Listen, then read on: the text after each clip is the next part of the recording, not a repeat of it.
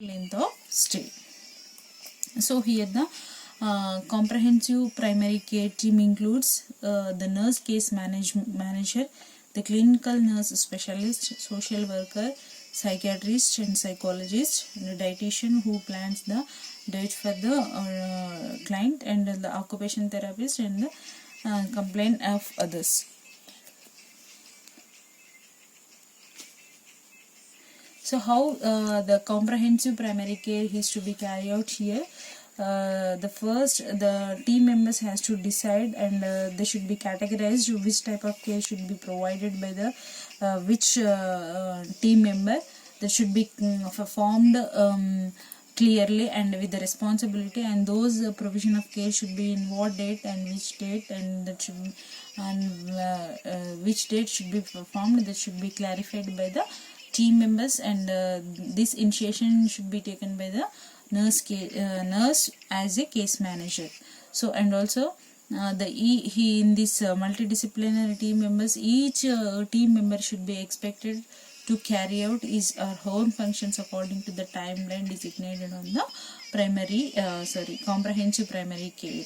So, and also for all this team maintenance and this work of to the total working of team members, the ultimately responsible person is the nurse here. So always she need to have a good observation about the things which are doing for the to provide the care to the patient, and also she need to have a good observation among the team members, and also she need in any variation occurs in any time, that should be means that should be rationalized, and the rationale should be documented in a record, and for that the records should be maintained, because the documentation is very important, either it may be wrong or right. So always the nurse as a case manager, she need to contact the psychiatrist, and because to inform the what all the things has to be done in the team of the healthcare system, providing the healthcare system updates, we need to inform to the psychiatrist in a good and healthy manner, because here the psychiatrist perform a additional assessment, and he the person who determines the treatment to the person, and whether the consultation are required or not, the psychiatrist must be recommended. So here within the 24 hours of time, the how the multidisciplinary time meets the goal that should be decided on the category of care, and also the completion of comprehensive primary care and make individual care assignments for the CPC. So these individual care should be categorized by the nurse as a case manager, and should be assignment should be allotted to the team members. So here the team members which are included in the multidisciplinary team, they should act with their great responsibility in an effective manner. So if the action should be taken in an effective manner, the care should be provided in the good manner to the client, then only we can have the good expected outcomes, and also the communication should be maintained in a good proper manner, and the coordination is very important when the group is presented. Have here to provide the comprehensive care to the client, and the end of the day, the team members should have a meeting about what are the actions to be taken in the throughout the day, and what are all the actions to be take for the next day. This should be planned out, what are all the mistakes and what are all the advantages, what are all the disadvantages that should be discussed at the end of the day. If there is an unavoidable reason the meeting was postponed, that the meeting should be conducted immediately after the next day. So these are all the responsibility should held clearly by the nurse as a case manager, and the care comprehensive primary care should be provided in a standardized manner, because here the cases will be very complicated. So the team members should have the very confidentiality by providing the care, and also this can be viewed as a protocol for various clients with the problems for which a designated outcome can be predicted. So some of the characteristics here about the comprehensive care, primary care. So here that we need to have the entire length of treatment about the projection of care, and also here including detailing and interdisciplinary interventions or process and client outcomes each day, and from the admission to discharge, everyday actions and everyday responses from the client we need to identify, and we need to observe the each and every movement which are occurs in the process of treatment providing, and we need to document. And this pathway may be extended to include transfer to home also, and also the treatment facility. So not only this comprehensive primary care provision, it's not restricted to the admission itself. The care should be transmitted to the transference, in the process of transference, or to the home also. This is called as continuity of care. So when the patient is discharged from the hospital, went to home, even though we can have a contact with the mobile phones or by using telecommunication instruments about the patient condition. So here the some of the variances are occurs in that variances only we can call as the pathways. Those the definition include the variance is defined as unexpected client responses that falls off the pathways, requiring separate documentation and further investigation by the multidisciplinary team. So when the comprehensive primary care is providing by the multidisciplinary team members to the needed client, unexpectedly some variances occurs that should be documented separately in separate register, and the separate register should be kept by the nurse as a case manager for the variances, and the each and every action should be recorded in that, and further investigation should be done by the interdisciplinary health team members. So these are all the pathways variances occurs due to the some of the causes. Those causes includes clients of the family. So like the client and the family members, if they cannot meet satisfied by the actions and treatment process and procedures performed by the hospital, maybe they can leave the hospital. That is called as LAMA. And also the caregivers, if the caregivers are the multidisciplinary, even includes the multidisciplinary team members, if they cannot provide the good care to the person, they can have this problem. And also the depend upon the maintenance of the hospitality level and standardization, and also the community, and also the payers. Some of the cases are admitted by the insurance companies and the health maintenance organization or the managed care organization. If there is in conflicts between these companies, the patient can be land upon the variances. So this is a great pathway in the providing of a comprehensive primary care to the patient. So this is a very serious action and the critical situation to the multidisciplinary care members. So here the some of the benefits are there. So about the comprehensive primary care. So the providing the comprehensive primary care, it gives and provides the support to the clients by providing the medicines and the clinical guidelines, and like clinical guidelines like suitable provision of psychoeducation depending upon the disease condition of the client, and also it can motivate the clients to develop a good healthy strategies, and also it provides a support clinical effectiveness and risk management and clinical audit.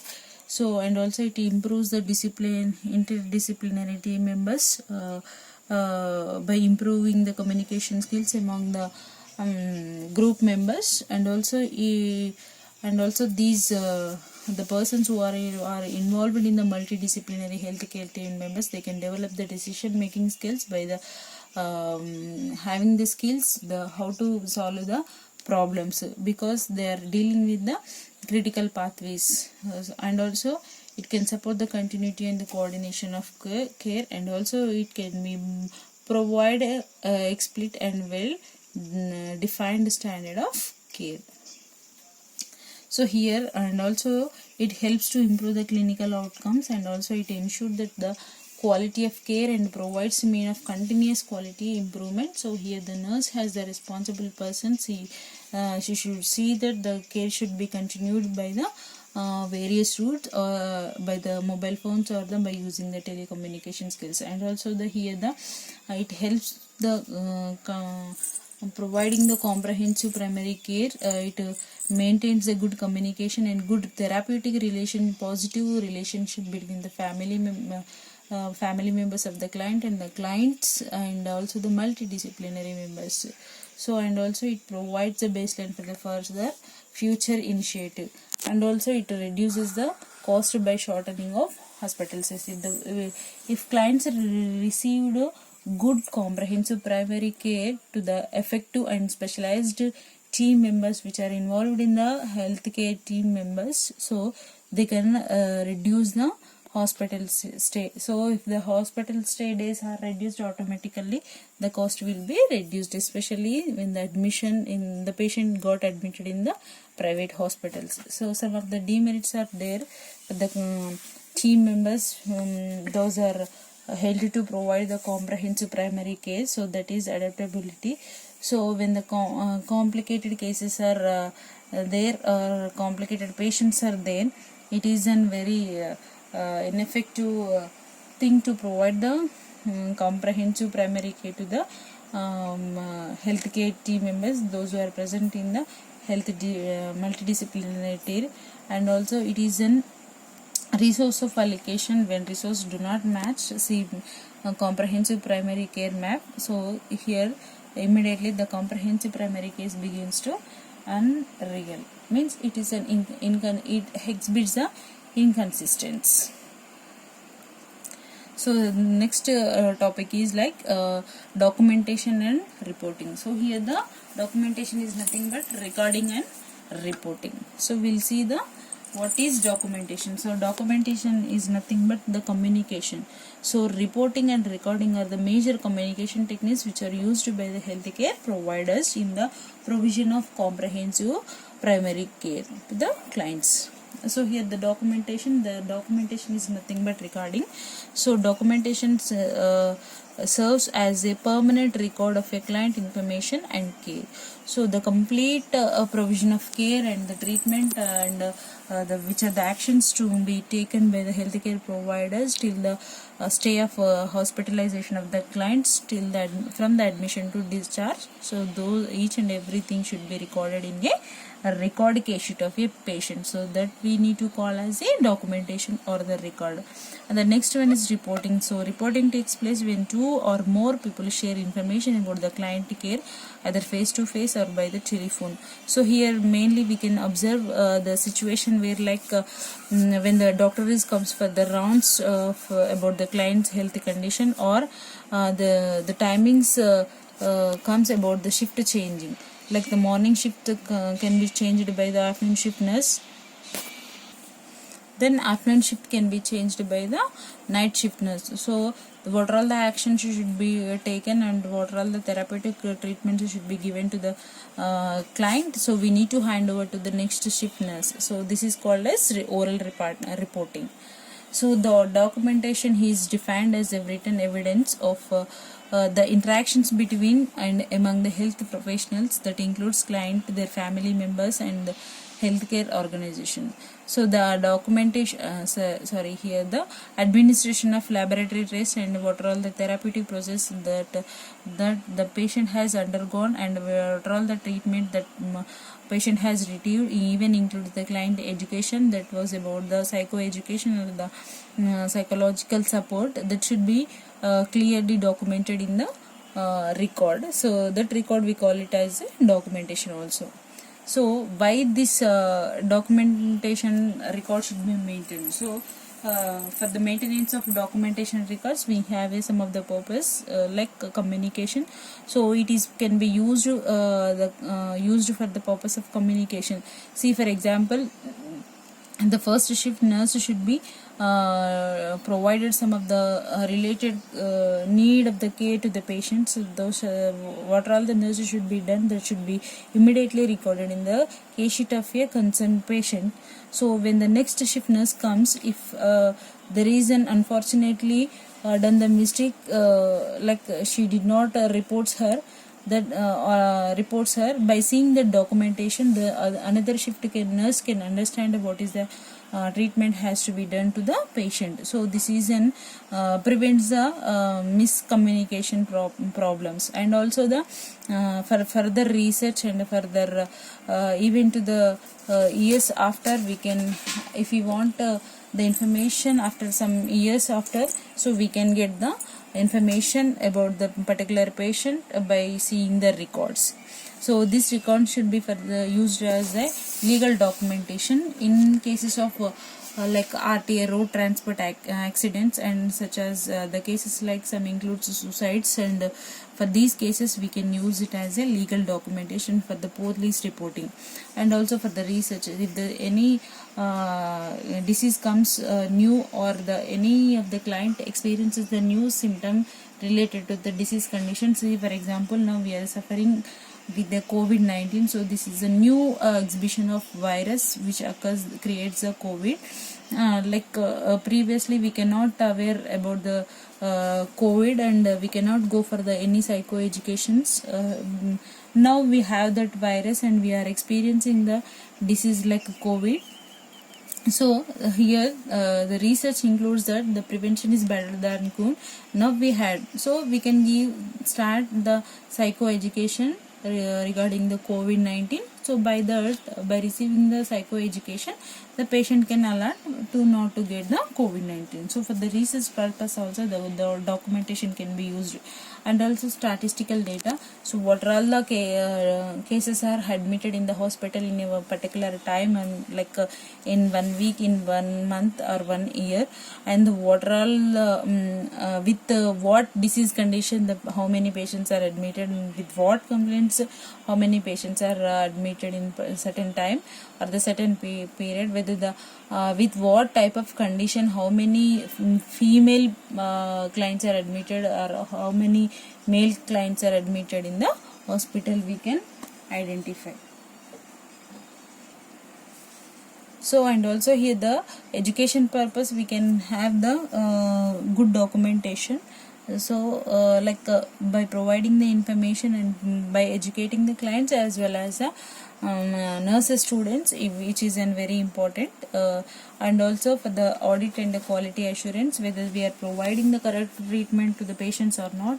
When in the process of audit, we can come to know that whether it is good or not, and also the planning of client care, and also reimbursement. So reimbursement includes here the what are all the things has to be done to the patient, either it may be includes laboratory investigations or the pharmacological needs, and also the therapeutic procedures underwent the patients, that should be recorded in the patient. So the patient when the patient is admitted in, especially in the private hospital, they need to pay the prior fee itself. So when the day of discharge, they should be calculated how much they had paid on the day of admission, and what are all the expenses has completed till the day of some discharge.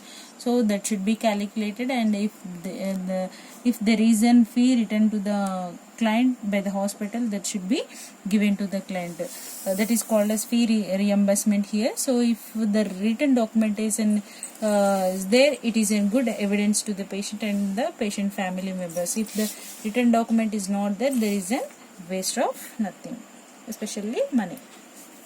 So some of the types of nursing records included here. So those we can maintain in the hospital or the health setups, either it may be in the hospital or the community setups. Those include, the first one is admission record and the nursing care plans, cardiacs, pertinent information about the patient and the medication with date and order, time of administration. In this regard, we need to maintain the what are the type and trade name of your medication, at what time we have given to the patient, and what are by whom the instructions we have given to the patient, and what time we have administered the client. And daily treatment and procedures includes what are all the actions, what are the treatment can be provided to the client, and what are all the therapeutic processes to the provided to the client we need to maintain here. And also flow charts. Some of the flow charts should be maintained in the hospital settings, to provide the good information to the clients and also the family members about the disease condition. And also graphical records should be maintained by maintaining the vital signs and temperature. So, and the fluid balance record should be maintained, and also the skin assessment record, and last one is progress notes. So here this legal and practice standards includes informed consent and witness, so which is a very important thing in the case in some cases the patients, those who are having the risk at disease conditions, if the patient is having high risk conditions, we need to inform the family members about the disease condition and high risks of a client. So in those cases we cannot give the assurance to alive the patient. So in those cases we need to have a informed form, and we need to what we have informed to the patients about the patients to the patient's family members, we need to inform, and we need to take the witness signature on the consent papers, that is called as witnessing. So here some of the elements of effective documentation is we need to use a good vocabulary. So and the documentation should be in a common legibility manner, and we should not use any abbreviations and symbols, because we cannot understand, we cannot communicate properly. So the documentation should be in an organized manner and with an accuracy details, and the documentation should be done having a medicational error, like if when we are documenting in a medication with an error, we need to strike neatly, and we have to keep our signs with legible letters, and we need to keep a date and time, and we need to maintain the confidentiality. This confidentiality plays a very vital role, especially in the psychiatric nursing, because the psychiatric nurse psychiatric illnesses disease conditions includes a personal history. Those are related to the individual person's behavior. So these persons we cannot share to the other persons, and we cannot show to the other members. So the confidentiality should be maintained by the nurse here. So the maintenance by maintaining the confidentiality only, we can maintain the good trust, and we can build the good relationship between the patient and nurse. And also the information should be written clearly and completely. We need to maintain the complete sentence. We should not leave in between. And also the documentation should be in organized manner. So current